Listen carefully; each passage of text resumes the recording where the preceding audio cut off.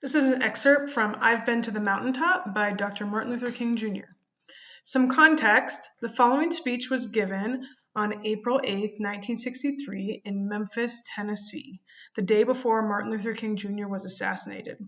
Throughout the speech, he mentions many of the successes of the civil rights movement, the Montgomery bus boycott, which protested racism on buses, sit-ins at lunch counters which protested racism at restaurants, and his I Have a Dream speech at the March on Washington, which was a defining moment of the civil rights movement. He also calls people to action to continue fighting against racism and inequality in the United States. Let us rise up tonight with greater readiness. Let us stand with greater determination. Let us move on in these powerful days, these days of challenge, to make America what it should be. We have an opportunity to make America a better nation. And I want to thank God once more for allowing me to be here with you. You know, several years ago, I was in New York City autographing the first book that I had written. And while sitting there autographing books, a crazy black woman came up. The only question I heard from her was, "Are you Martin Luther King?" And I was looking down writing and said, "Yes." The next minute, I felt something beating in my chest. Before I knew it, I had been stabbed by this crazy woman. I was rushed to Harlem Hospital. It was a dark Saturday afternoon, and that blade had gone through. And the x-rays revealed that the tip of the blade was at the edge of my heart.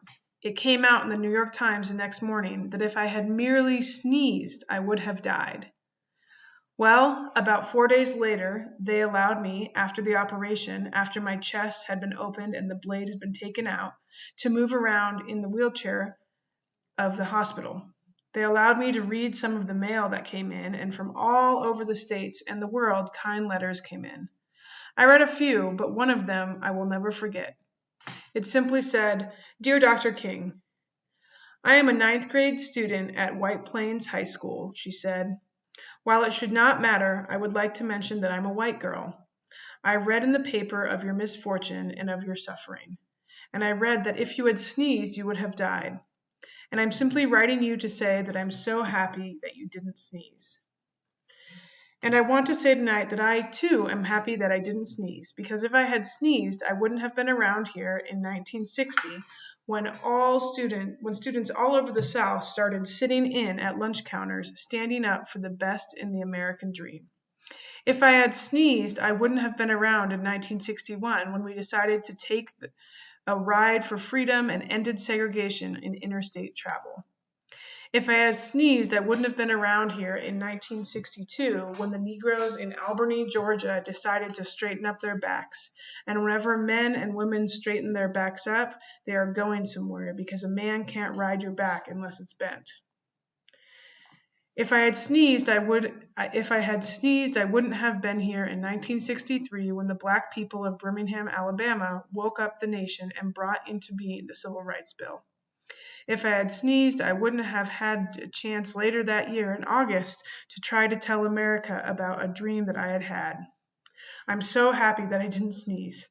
We've got some difficult days ahead, but it really doesn't matter with me now because I've been to the mountaintop.